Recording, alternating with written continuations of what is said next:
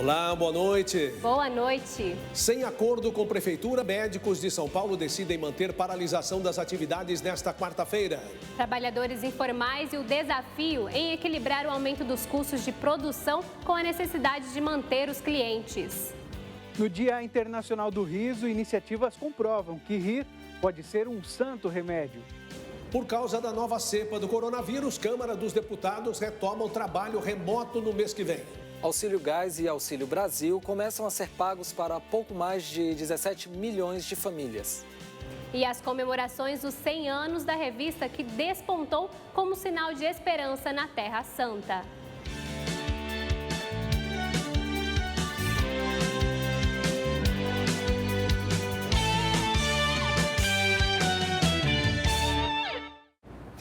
Há 100 anos, uma revista começou a dar seus primeiros passos na região onde o sagrado reúne as 3 grandes religiões monoteístas.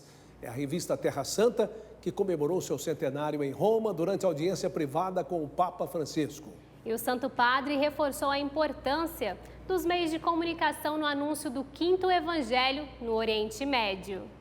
Há 100 anos nascia a revista Terra Santa, sinal de esperança e início de uma viagem rumo ao futuro. Para celebrar este importante aniversário, um grupo de redatores e colaboradores da revista foi recebido pelo Papa Francisco no Vaticano na segunda-feira, 17 de janeiro. Composta por 44 pessoas, a delegação, guiada por Frei Francesco Patton, exprimia uma variedade de nacionalidades e idiomas. A audiência com o Santo Padre aconteceu na Sala Clementina do Palácio Apostólico, no Vaticano. Há 100 anos, disse o custódio da Terra Santa, dirigindo-se ao Papa, o nascimento de nossa revista foi um sinal de esperança e desejamos que a revista continue hoje a ser um sinal de esperança, narrando as sementes do bem semeadas nos sulcos escuros da história, naquela pequena porção do mundo em que a história humana se tornou a história da salvação. Tornar a Terra Santa conhecida significa transmitir o 5º Evangelho, disse o Papa em seu discurso, aquele que é o ambiente histórico e geográfico em que a palavra de Deus se revelou e depois se fez carne em Jesus de Nazaré para nós e para a nossa salvação. Através dos meios de comunicação, podemos enriquecer a fé de muitos, também daqueles que não têm a oportunidade de fazer uma peregrinação aos lugares santos. Podemos tornar conhecidos os povos para tentar construir, em um contexto complexo e difícil como o do Oriente Médio, uma sociedade fraterna. Agradeço a vocês porque, para falar da Terra Santa, vocês se esforçam para ir ao encontro das pessoas, onde quer que elas estejam. De fato, para realizar seus trabalhos, suas pesquisas e suas publicações, vocês não se limitam aos territórios mais pacíficos, mas também visitam as realidades mais difíceis e sofridas, como Síria, Líbano, Palestina e Gaza. Sofrenti como a Síria, o Líbano, a Palestina e Gaza. No final da audiência, o Papa saudou pessoalmente todos os presentes, entregando 1/3 a cada um.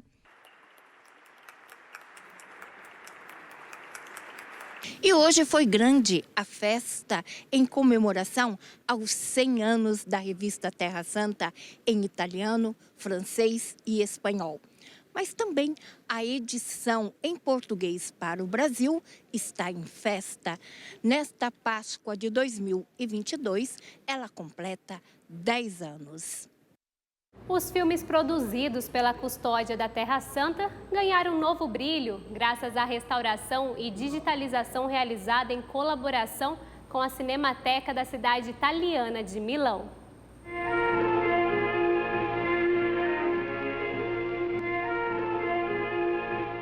Assim era a Terra Santa em meados do século passado. Imagens históricas retiradas dos filmes que a Custódia da Terra Santa produziu entre 1948 e os anos 70, agora desgastadas pelo tempo, ganharam um novo brilho graças à restauração e à digitalização realizada pela Cinemateca de Milão em nome da Fundação Terra Santa. Ao todo, são 37 títulos, com duração média entre 9 e 20 minutos. Natal em Belém, também disponível no YouTube, nos leva até o Natal de 1954, quando a cidade ainda estava sob o controle da Jordânia. Os ritos e as tradições, no entanto, não mudaram, como o som das gaitas e foles, hoje confiado aos escolteiros, a entrada solene do patriarca e a sua acolhida na praça em frente à Basílica da Natividade, as saudações às autoridades e a procissão com os frades para a entrada na Basílica. L'argentea stella dei latini segna il luogo dove fu posto quel neonato che commosse le stelle. Cruzadas Sem Armas foi editado em 1955 com equipamentos profissionais e conta a história dos franciscanos na Terra Santa. Ma un secolo non era trascorso dalla conquista del Santo Sepolcro che la potenza cristiana crollava per le discordie e le ambizioni dei principi. Os filmes são amadores de alto nível, muitas vezes produzidos por diretores semiprofissionais. Destinavam-se inicialmente a um público limitado, mas também eram usados em atividades de catequese e de promoção da Terra Santa, ajudando a difundir a mensagem e a graça dos lugares santos. Da Terra Santa, a gente vem para o Brasil. Nós vamos para a capital federal com Rodrigo Salles, que, entre outras notícias, traz informação sobre os pagamentos do Auxílio Gás e do Auxílio Brasil. Rodrigo, boa noite. Boa noite a vocês aí no estúdio e a todos que nos acompanham aqui no Canção Nova Notícias. O governo federal inicia hoje o pagamento do Auxílio Gás no valor de R$ 52,00, o equivalente a 50% da média do preço do botijão nos 6 meses anteriores, de acordo com o levantamento da Agência Nacional do Petróleo. Ao todo, cerca de 6 milhões de famílias serão contempladas e o pagamento seguirá o mesmo cronograma do Auxílio Brasil, que também começa a ser pago a partir de hoje. Segundo o governo, os depósitos serão realizados de acordo com o número de identificação social dos beneficiários. Para consultar o benefício, basta acessar o aplicativo do Auxílio Brasil ou do Caixa Tem. Outra opção é ligar no telefone 111. Uma iniciativa vai permitir levar assessoria rural itinerante a quase 600 municípios em todas as regiões do país, com carretas adaptadas que funcionam como salas de aula para a capacitação dos pequenos produtores. O presidente do Banco do Brasil, Fausto Andrade Ribeiro, lançou a etapa de 2022 para o Circuito de Negócios Agro da instituição. O objetivo é atender mais de 500 mil empresários do campo, gerando mais de 1 bilhão em receitas de negócios. O programa levará assessoria para regiões rurais de 600 municípios em todas as regiões do país. O serviço será feito por meio de carretas adaptadas, que funcionarão como salas de aula para capacitação dos pequenos produtores. Vai elevar o nível de conhecimento técnico para que eles, principalmente os pequenos, possam produzir mais e se aperfeiçoarem. Em 2021, o Banco do Brasil disponibilizou 145 bilhões em crédito, que já beneficiou mais de 217 mil produtores de todo o Brasil.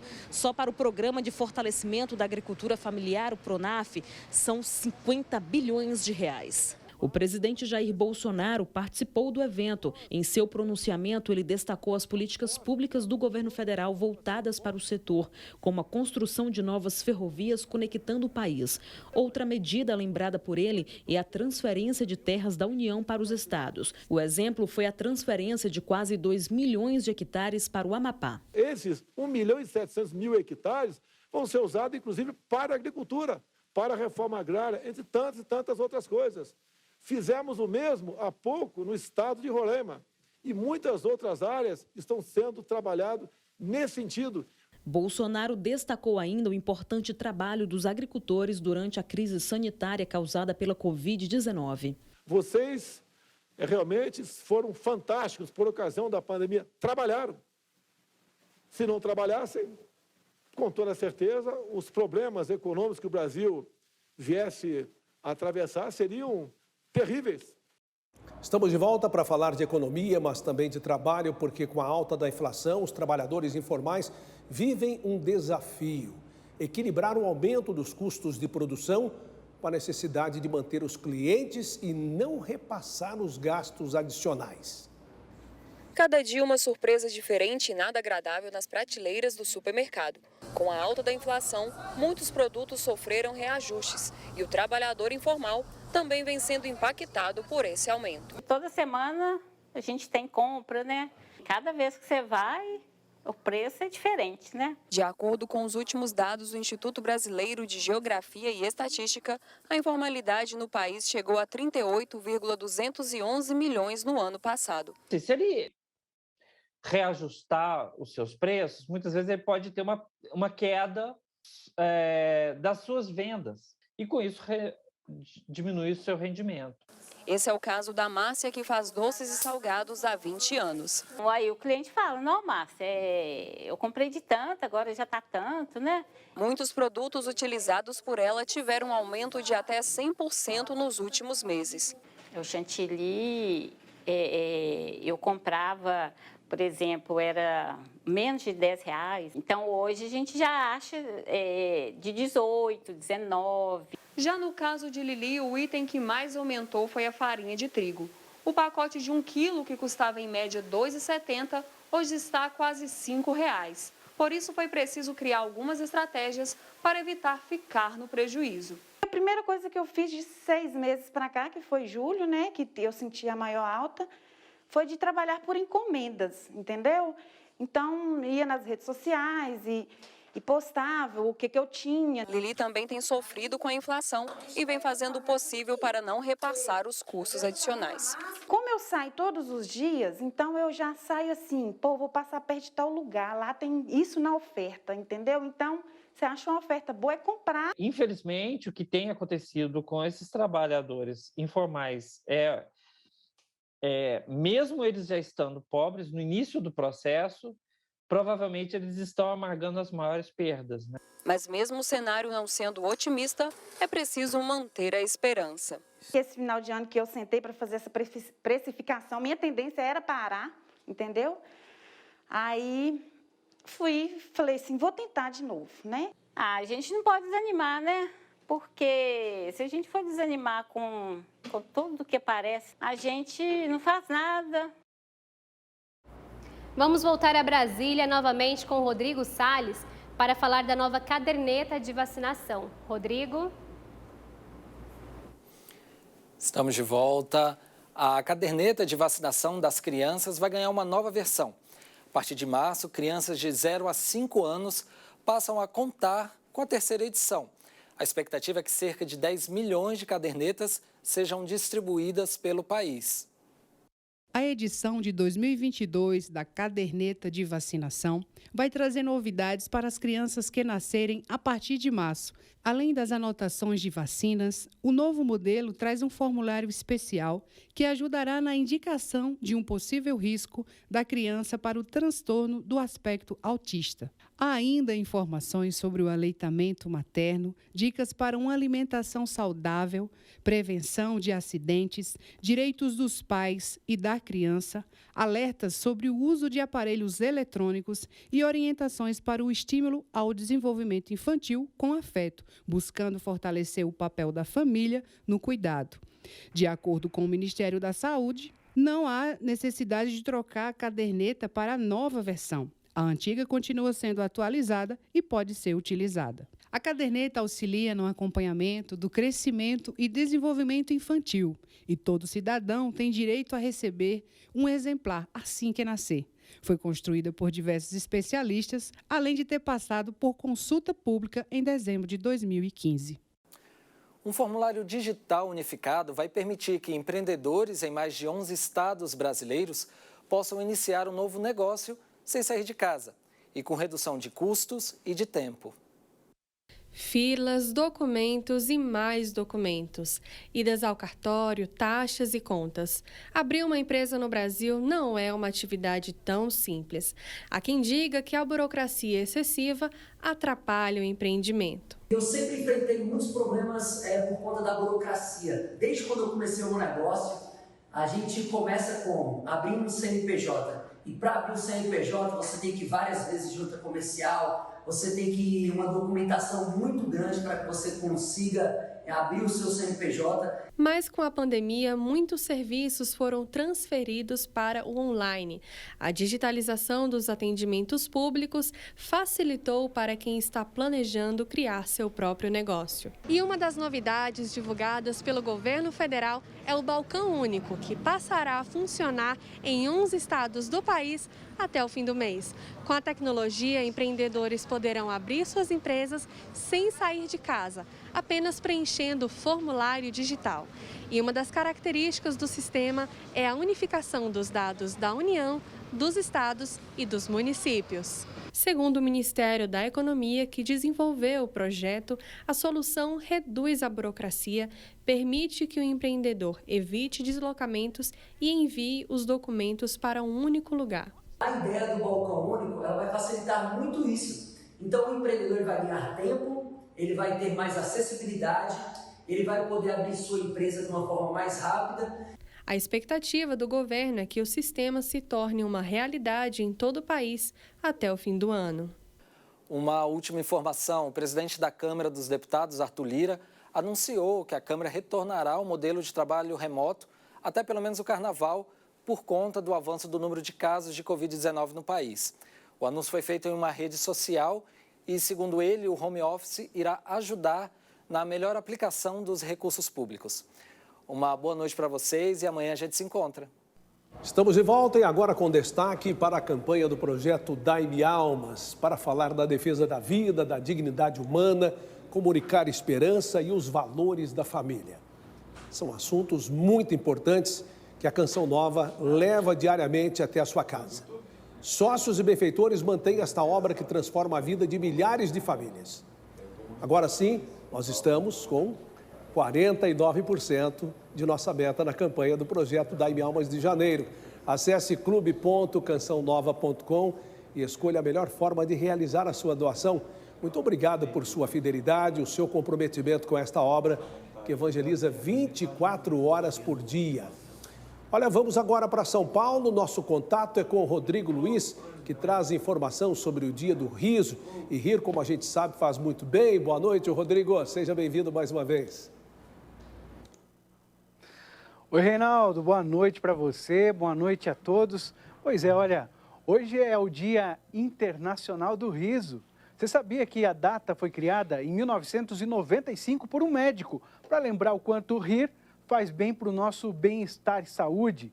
A nossa reportagem mostra como rir é, sim, um bom remédio. Oi.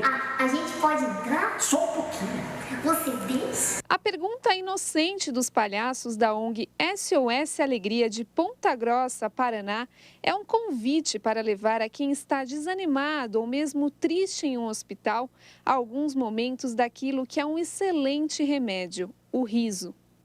A gente faz uma paródia do médico e traz todas as nossas técnicas e habilidades para buscar o riso, mas não só o riso, né? Essa conexão que vai fazer o paciente sair daquele estado do paciente e entrar no nosso universo.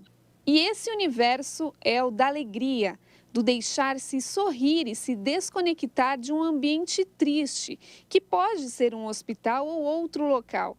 Se isso faz bem, sempre. Segundo pesquisas, é o riso que nos permite viver de uma maneira mais leve e até otimizar tratamentos em andamento. A risada, ela é extremamente importante para a nossa saúde mental porque ela faz com que o nosso cérebro libere serotonina e endorfina. E isso faz com que a gente evite ou minimamente diminua risco para as doenças psicossomáticas, como, por exemplo, depressão. Em tempos de pandemia, o riso se escondeu em nossos olhos, mas ele não é menos importante. Rir ainda faz muito bem, principalmente para a nossa mente nesses dias difíceis. Quando a gente vê alguma notícia boa, quando a gente abraça alguém, quando a gente dá risada com algum familiar, por mais que a gente esteja passando por situações muito delicadas, isso vai ajudar muito na nossa recuperação, porque nós vamos nos sentir bem. Para Michele, o trabalho de levar alegria a quem está hospitalizado é bom para todos os lados, principalmente pelo sentimento de gratidão estampado nos olhares. Durante as nossas visitas, ele foi perdendo os movimentos. E quando ele só tinha o movimento dos olhos, ainda assim, ele fazia, ele piscava saía lágrima, ele fazia de tudo e dava pra gente ver o esforço dele em dizer: gente, eu tô vendo vocês, obrigado.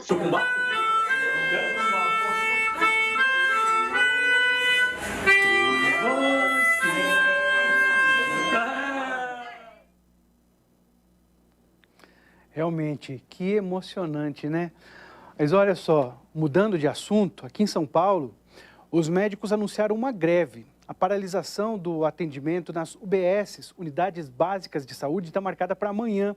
A decisão do Sindicato dos Médicos de São Paulo foi mantida após reunião com a Secretaria de Saúde da capital paulista. O movimento ocorre em meio ao aumento de casos de Covid na capital. E numa tentativa de atender a população, a Prefeitura de São Paulo anunciou a ampliação do atendimento e decidiu liberar os enfermeiros do rodízio municipal de veículos até o final de fevereiro. O município anunciou a contratação de 140 médicos, mas esse número é visto como insuficiente pelo sindicato. A categoria exige melhor infraestrutura, reajuste, abastecimento de insumos e medicamentos. Amanhã à tarde está previsto um ato em frente à Prefeitura. Mas agora, recente, eu acabei de receber uma informação aqui a respeito dessa paralisação, é que a Justiça de São Paulo, o vice-presidente do Tribunal de Justiça de São Paulo, Guilherme Gonçalves Strenger, em decisão liminar, ele proibiu os médicos da atenção primária à saúde que atendem as unidades básicas de saúde de entrar em greve, como haviam decidido em assembleia. E uma última informação que preocupa bastante também, os estoques de teste para Covid estão muito baixos nos laboratórios. De acordo com o levantamento do Sindicato dos Hospitais, Clínicas e Laboratórios do Estado de São Paulo, metade dos serviços de saúde tem estoque de testes para uma semana. A pesquisa ouviu 111 laboratórios privados entre os dias 10 e 14 de janeiro. É que a procura por testagem para o vírus influenza cresceu 92% dos laboratórios. Para a Covid-19 subiu 99%. E aí, aqui na capital, se uma pessoa precisa fazer teste, estão sendo priorizados grupos de risco. Por exemplo, gestantes, idosos, pessoas que se preparam para fazer uma cirurgia, profissionais da saúde e população em situação de rua. De acordo com a Prefeitura, esses grupos não vão ficar sem fazer o teste. Situação que preocupa, né? Mas a nossa equipe está acompanhando para deixar você bem informado aqui na Canção Nova. Reinaldo, Yara, voltamos com vocês. Muito obrigado, Rodrigo. Boa noite para vocês aí em São Paulo, hein? Bom fim de noite mesmo. No consentimento do matrimônio, o esposo e a esposa prometem amor e respeito em todos os dias da vida, seja qual for a circunstância. Em Santa Catarina, um casal tem vivido na prática essa realidade. Em meio à dor e o sofrimento, sem deixar de dar o amparo necessário em momentos desafiadores. Um morador de Xanxerê, no oeste catarinense, rifou o próprio carro para ajudar a esposa no tratamento de câncer. O Chevette 1978 é usado pelo Valdir para levar Marisete às consultas oncológicas na cidade de Chapecó. O sorteio foi realizado na página de Valdir em uma rede social e foi visto por quase 1.000 pessoas. Cerca de R$5 mil foram arrecadados na ação. Apesar de ter ficado triste, era necessário fazer a rifa, já que ele precisou deixar o antigo trabalho para se tornar pintor autônomo, devido à situação da companheira. Ela sente muita dor, muito sofrido. Eu tenho que estar comprando aquelas fitas adesivas lá de morfina, que é caríssimo para apanhar nela. Ela usa a bolsinha de colostomia, assim, estão demorando a trazer, não sei se vou ter que comprar e é caro também. Em meio a tantas dificuldades, a primeira coisa que passa em nossa cabeça é desistir. Não sabemos de onde vem tamanho desânimo, mas, olhando para a cruz, nós temos a real certeza de que dias melhores virão. Temos esperança em dias melhores. Cristo venceu e Ele também vai nos conceder a vitória. Seu Valdir, na prática, tem vivido e mostrado para nós o real sentido do sacramento do matrimônio. Quem cuida sou eu. De dia, de noite, ela me chama, eu estou pronto para atender ela, entende? Eu acho que se nós vivemos felizes na saúde, agora chegou a minha vez de cuidar dela na doença. Fazer minha parte como marido, né? Manter uma casa e custear o tratamento não tem sido fácil. Mas o que Valdir não esperava é que o presentão de Ano Novo viria a partir da caridade, virtude que tanto tem praticado junto de sua esposa. O ganhador da rifa devolveu o carro ao acompanhar essa luta. Eu conheço a história do seu Jacaré, né? O porquê que eu fiz? E eu sei o porquê ele fez, sei o que ele já passou na vida. Então, assim, o carro eu não quero. Eu estou devolvendo o carro para ele, jamais vou querer. Foi o que eu falei para ele no começo. O meu prazer era ganhar, né? Não comprei muitas rifas dele, mas o meu era ganhar para me poder devolver para ele. Que eu sei o quanto é difícil. E é o meio de trabalho dele e é teu. Os desafios continuam, mas agora com mais disposição em seguir ajudando a esposa e mostrando a essência de uma união matrimonial, na alegria e na tristeza, na saúde e na doença. Eu tenho que agradecer, fico muito agradecido. Né? Vamos mostrar o bichinho aqui então. Muito obrigado, que Deus te abençoe. Você provou que é um verdadeiro amigo. Braço. Estamos de volta e para falar da previsão do tempo. Até o fim da semana, teremos dias típicos de verão, com sol e pancadas de chuva. Vamos conferir a previsão. No norte, céu com muitas nuvens e chuva em vários momentos, mais fortes nestes trechos mais escuros do mapa. A temperatura em Manaus pode atingir os 29 graus. No nordeste, as pancadas de chuva ficarão mais concentradas sobre o Maranhão até Ceará. Nas demais áreas, sol acompanhado com pancadas de chuva à tarde. Máxima de 31 graus na capital baiana. Vamos ver o tempo no interior do país. No centro-leste de Goiás e também em Mato Grosso do Sul, são esperados sol com pancadas de chuva forte. Nas demais áreas da região, chuva passageira. A entrada de umidade sobre a região sul do país pode provocar períodos de chuva com ventania, trovoadas e até mesmo queda de granizo. Máxima de 28 graus em Curitiba, 32 em Florianópolis e 34 em Porto Alegre. O sol chegou no sudeste, aliviando as preocupações com enchentes em Minas e no Espírito Santo. O tempo abafado com pancadas de chuva à tarde deixa Minas em alerta para a erosão do solo que ainda está encharcado. A quantidade de chuva pode atingir os 10 milímetros na região de Belo Horizonte. Até o fim da semana são esperados 40 milímetros. No Rio de Janeiro, as temperaturas estão altas. Ontem, a sensação térmica foi de quase 50 graus. Amanhã, a máxima pode atingir os 38 graus. E a gente segue agora com uma notícia internacional. Porque uma explosão vulcânica em Tonga tirou a vida de ao menos 5 pessoas essa semana. Como consequência, no Peru, algumas praias foram totalmente isoladas após o vazamento de petróleo atribuído às fortes ondas que atingiram o país. Acompanhe a reportagem. A areia das praias do Peru ficou preta desde domingo. O derramamento de óleo atribuído à recente explosão vulcânica em Tonga afetou quilômetros da costa peruana. 3 delas foram totalmente interditadas. De acordo com o governo do Peru, o acidente ocorreu enquanto um navio era abastecido na refinaria La Pampilla, na costa central do país. É lamentável, estou vendo in situ. É lamentável estar aqui e ver que há um sério impacto na área marinha costeira. O derramamento de óleo é muito grande e se infiltrou nas pequenas ilhas por causa das ondas. A Agência Peruana de Avaliação e Fiscalização Ambiental iniciou uma investigação para determinar a responsabilidade. O vazamento de óleo foi controlado. Equipes de limpeza continuam a retirar o petróleo bruto da costa peruana. As marés altas, provocadas pela explosão do vulcão, se espalharam pelo Oceano Pacífico, com alertas de tsunami no Peru, Chile, Estados Unidos e Japão.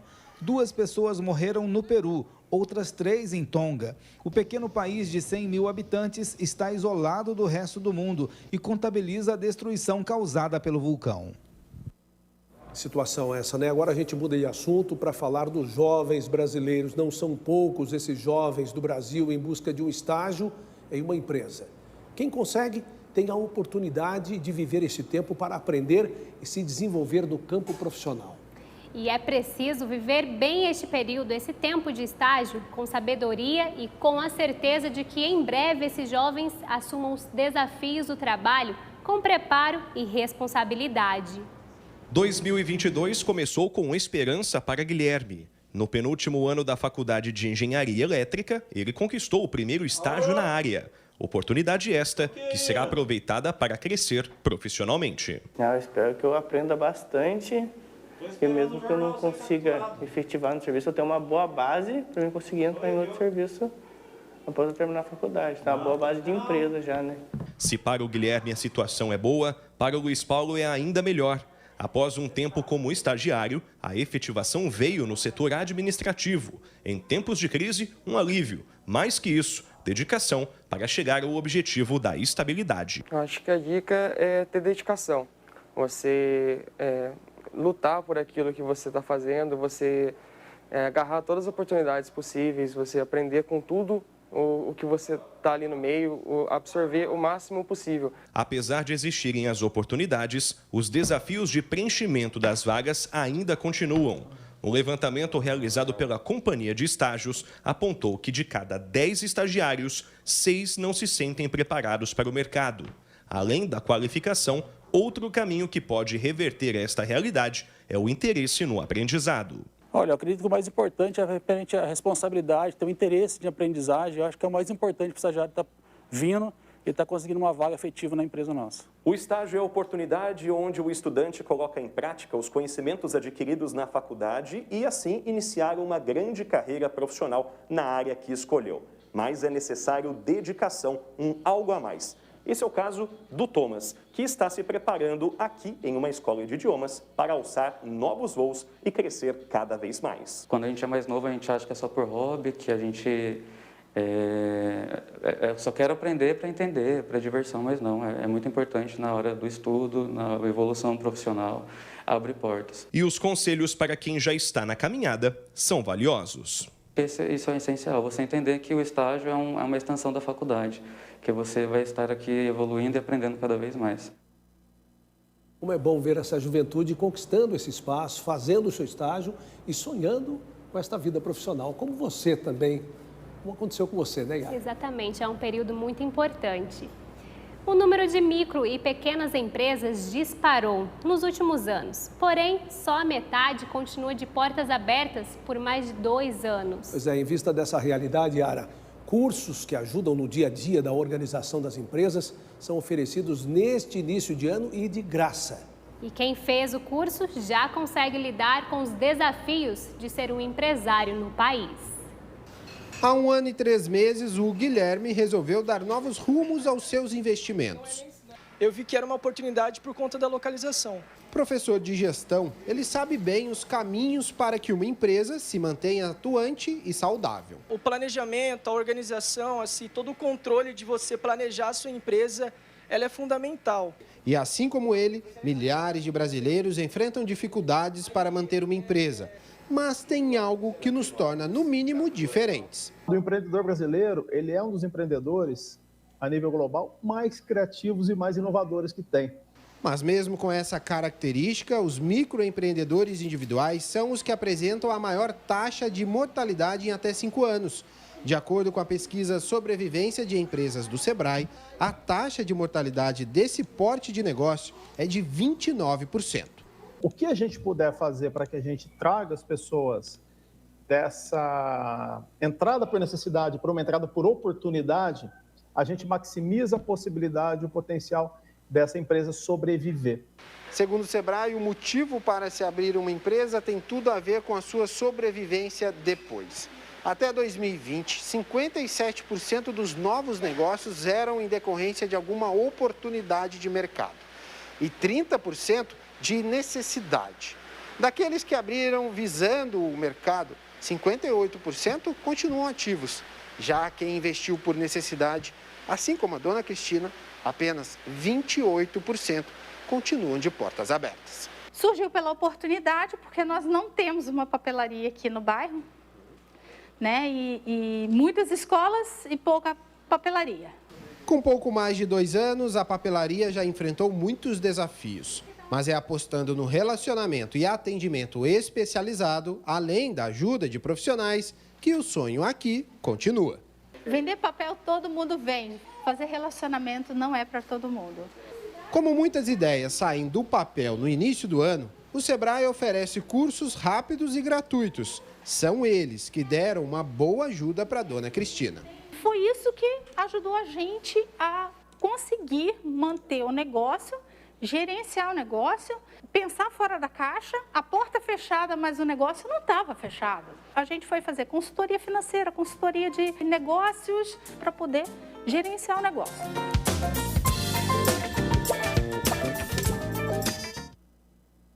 E assim a gente encerra a edição de hoje do Canção Nova Notícias. O que é notícia na igreja, no Brasil e no mundo, você também confere no nosso Instagram. Anote aí, @CNNoticias. E no site noticias.cançãonova.com. Assista em instantes, às 8 horas, ao programa Pra Ser Feliz com o Padre Adriano Zandoná. Às 9h30 tem Gente de Fé e logo depois, às 10h30, tem PHN. A gente se vê amanhã. Uma ótima noite a você. Boa noite e até amanhã.